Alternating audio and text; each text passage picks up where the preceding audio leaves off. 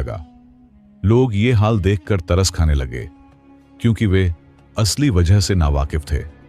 उन्होंने काजी साहब से दरख्वास्त की, ऐ नेक दिल काजी, आपकी जात से ऐसा जुल्म नहीं होना चाहिए। आपने बेगुनाह पर गुस्सा किया। काजी साहब ने लोगों से कहा, ऐ दोस्तों, अब वो वक्त आ गया है कि इसका छिपा भेद जाहिर हो। सब मेरे साथ उस जंगल में दरिया के किनारे चलो।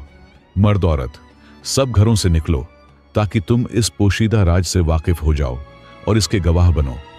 उस जंगल में एक घना दरख्त है, जिसकी डालियां आपस में मिली हुई हैं। उस तनावर दरख्त के नीचे एक आदमी का कत्ल हुआ था। वाकया यह है कि इस गाय वाले ने कुछ अरसा पहले अपने मालिक को कत्ल कर दिया और उसे उसी दरख्त के नीचे दफन कर दिया। यह गाय वाला दरअसल उस मकतूल का गुलाम था और यह दरवेश उसी कत्ल हुए शख्स का बेटा है। चूंकि उस वक्त यह बिल्कुल नासमझ बच्चा था, इसलिए बेखबर रहा।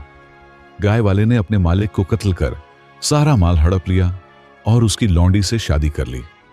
मैंने इसी वजह से एक एक कर हुक्म जारी किए, ताकि अगर खुदा ने इस जालिम की पर्दापोशी की तो इसे भी अपने रब से हया करने का मौका मिले। मगर इस बेहिम्मत की नाशुक्री इस हद तक पहुंची कि अपने मालिक के बेटे को देखना तक छोड़ दिया। नौबत यहां तक आ गई कि एक अदना सी गाय की खातिर यह अपने मालिक के बेटे को जमीन पर घसीटने लगा। इसने अपने गुनाह का पर्दा खुद फाड़ दिया। जुल्म रूह की गहराइयों में छिपा रहता है और जालिम उसे खुद ही जाहिर करता है। काजी साहब ने गाय वाले की तरफ देखकर कहा, ऐ जालिम, तूने अपने मालिक को इसी जगह बेदर्दी से कत्ल किया।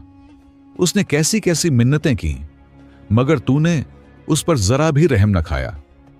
फिर काजी साहब ने हुक्म दिया, इस जालिम को दरख्त के साथ बांधो। हुक्म पर फौरन अमल हुआ और गाय वाले को दरख्त से बांध दिया गया।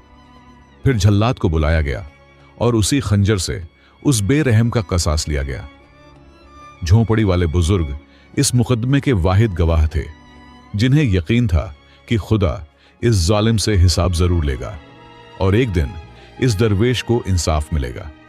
सब पर हकीकत खुल चुकी थी कि काजी साहब ने गाय वाले के खिलाफ ऐसे अहकामात क्यों जारी किए। लोग इकट्ठे होकर माफी मांगने आए।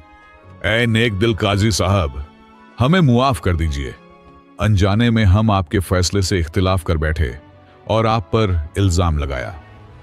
एक जालिम मारा गया, एक लाचार दोबारा जिंदा हो गया और हर शख्स का खुदा पर ईमान ताजा हो गया।